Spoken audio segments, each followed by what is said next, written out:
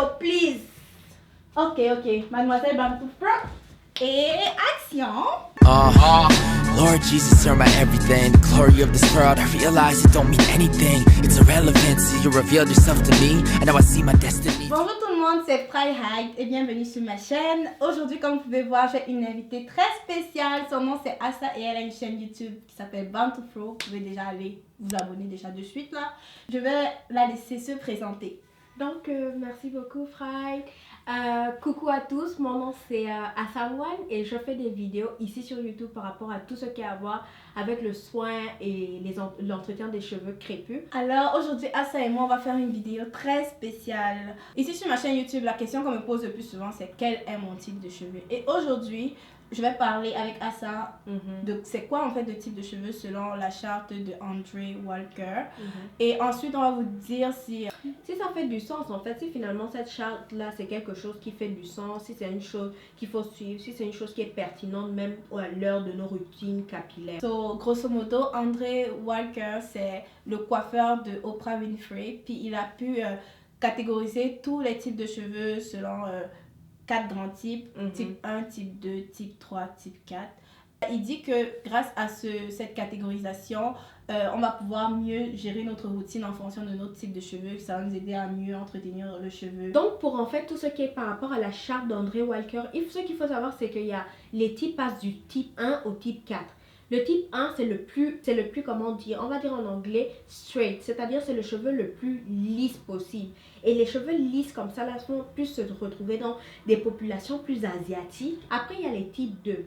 Les types 2 maintenant c'est des personnes qui ont des cheveux un peu plus wavy en fait. Voilà. Vous voyez un peu de vagues. Exactement. Comme les cheveux sont un peu plus ondulés, mais il y a différents types d'ondulation. Il y a l'ondulation au type A, il y a aussi l'ondulation au type B. Ces deux ondulations-là sont des ondulations différentes. Mais aussi, l'ondulation au type C est encore plus ondulée que l'ondulation au type A. C'est exactement ça. Quand on était en train de parler aussi type 3, est-ce que tu peux un peu nous en parler? Ouais, bien sûr. Puis finalement, on a le type afro, même type 3 et type 4. Donc dans le fond, on a 3A, 3B et on a 4A, 4B. D'accord. André Walker, là, il n'a pas inclus le type C.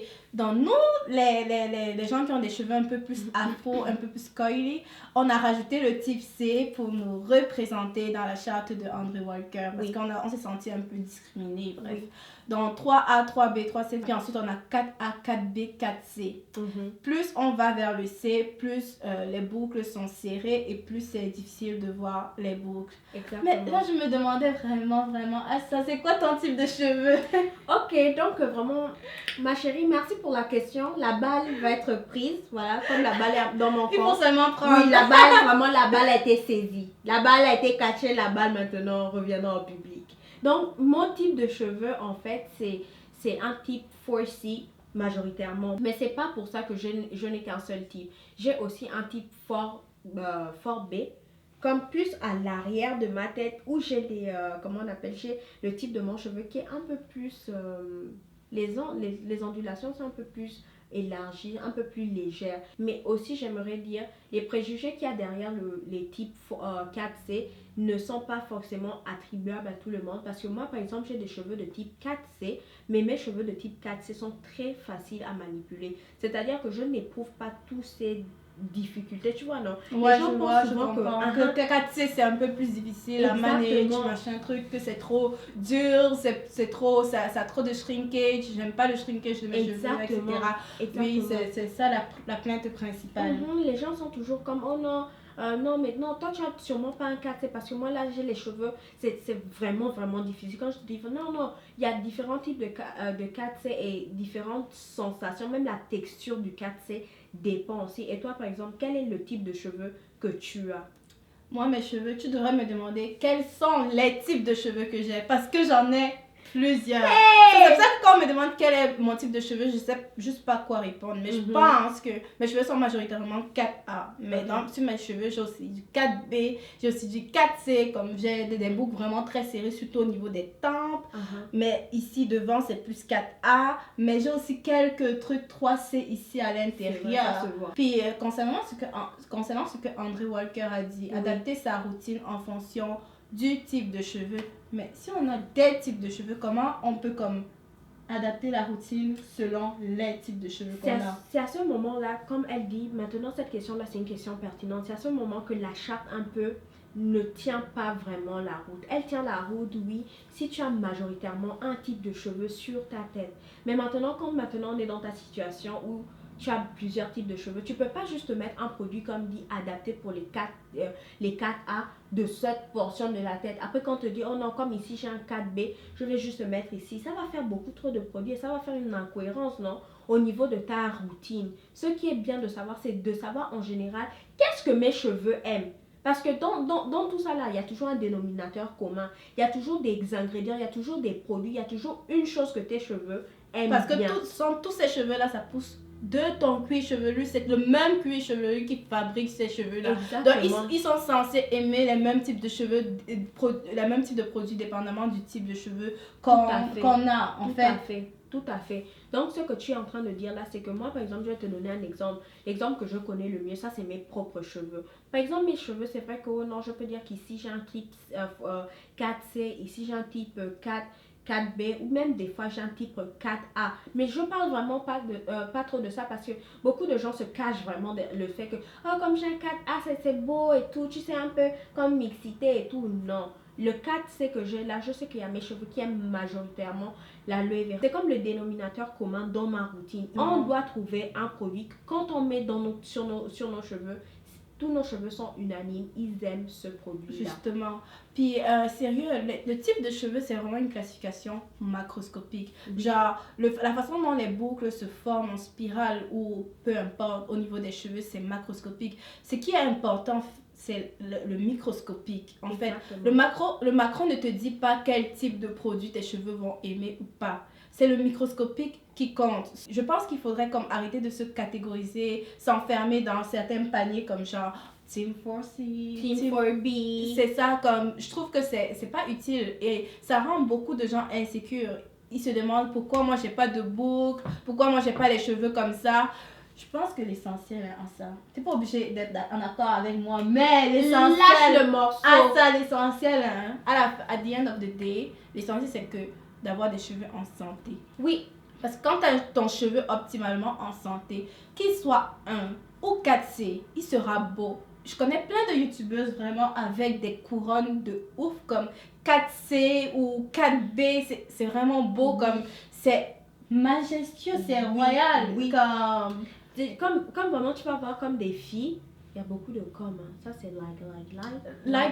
Ça c'est Québec, c'est le québécois. Hein. Like. En ontarien on dit moins com quand on parle, mais des fois quand tu es avec une personne qui dit com, tu dis com. Donc c'est la vue. Genre. Ok, donc ce que je voulais dire c'est que par rapport à tout ce qui est des teams, des catégorisations que les gens se font finalement, c'est bon de dire que qui se ressemble s'assemble. C'est-à-dire que si tu es 4C, tu aimerais vraiment rencontrer d'autres filles de type 4C. Mais c'est pas juste bien de juste s'enfermer dans une catégorie de cheveux ou bien juste catégoriser tes cheveux que oh mes cheveux sont strictement 4C. Et ne pas penser que tu es meilleur que l'autre parce que toi tu as un type de cheveux en particulier. C'est pas parce que Asa est 4C qu'elle est meilleure que moi. Exactement.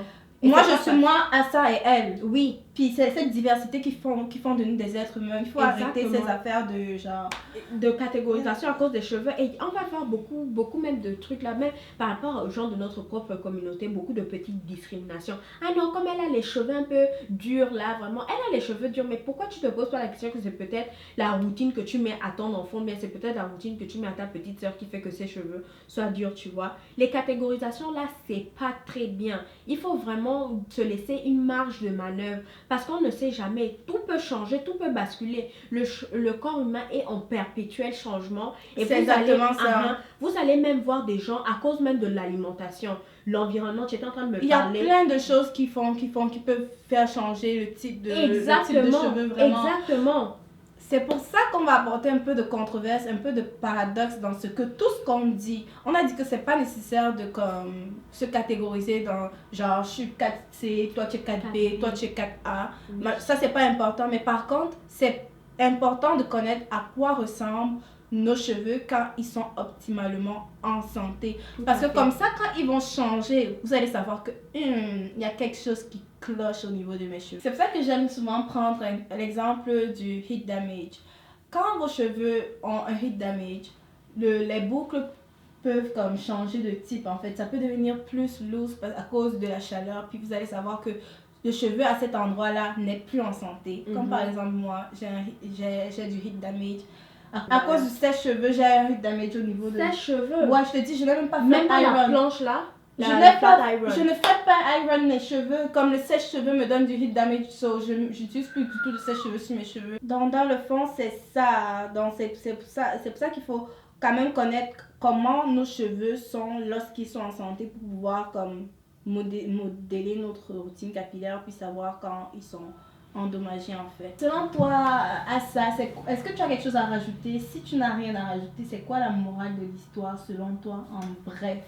En bref, ce que je pourrais dire, ce qu'est la morale de l'histoire, c'est déjà de s'aimer et d'aimer ses cheveux. C'est-à-dire qu'il y a beaucoup d'amour-haine un peu dans ce qui a à voir avec nos cheveux crépus. Surtout depuis que tout le mouvement naturel est venu, tout le monde veut avoir des cheveux, tout le monde veut avoir des cheveux bouclés, tri-A. Et quand je dis tout le monde, excusez-moi, je ne veux pas aussi être dans les gens qui généralisent. Il y a aussi des gens qui aiment les beaux, glorieux, 4C avec des belles couronnes de cheveux qui pointent de tous les côtés. Mais il y a beaucoup aussi cette façon qu'à chaque fois que les gens parlent des cheveux afro, dans tous les articles que tu vas voir dans des magazines, on va dire mainstream, c'est-à-dire des magazines qui sont en avant-garde, des magazines très connus, c'est plus des cheveux qui ont des types 3A ou bien 4B, non pas 4B, 4A, mais des cheveux, des cheveux...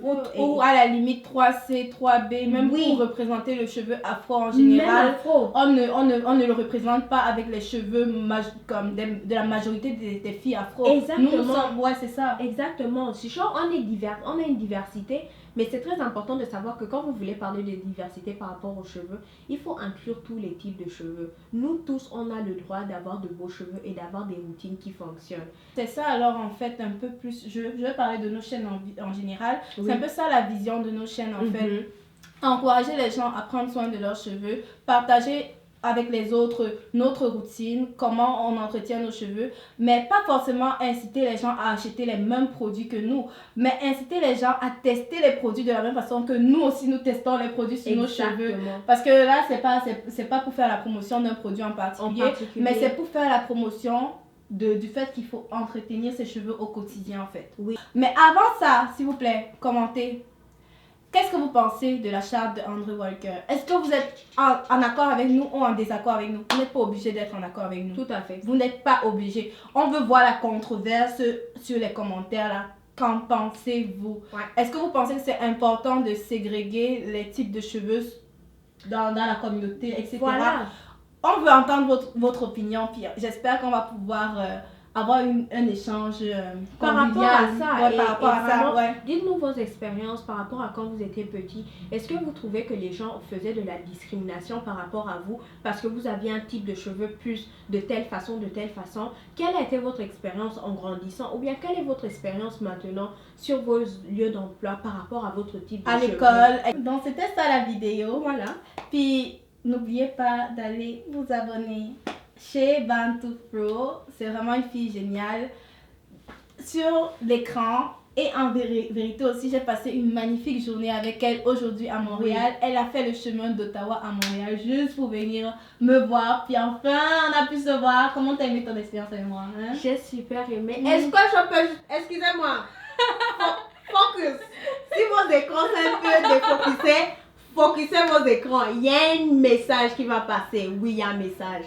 Cette fille-là, oui, un poisson braisé que j'ai mangé, bon, un très bon poisson. Je suis très contente. En tout cas, l'accueil a été bien. Fried, vraiment, merci beaucoup de m'avoir invité ici sur ta chaîne. C'était un plaisir et vraiment, c'est magnifique le travail que tu fais dans la chaîne en général. Elle explique très très bien des concepts scientifiques assez lourds. Elle va te les décortiquer, te les expliquer. Elle teste aussi des produits. Et c'est vraiment une chaîne que moi-même, et à vrai dire, je t'ai connue à cause que moi je te suivais. Je suivais déjà sa chaîne avant même qu'on commence à parler et tout.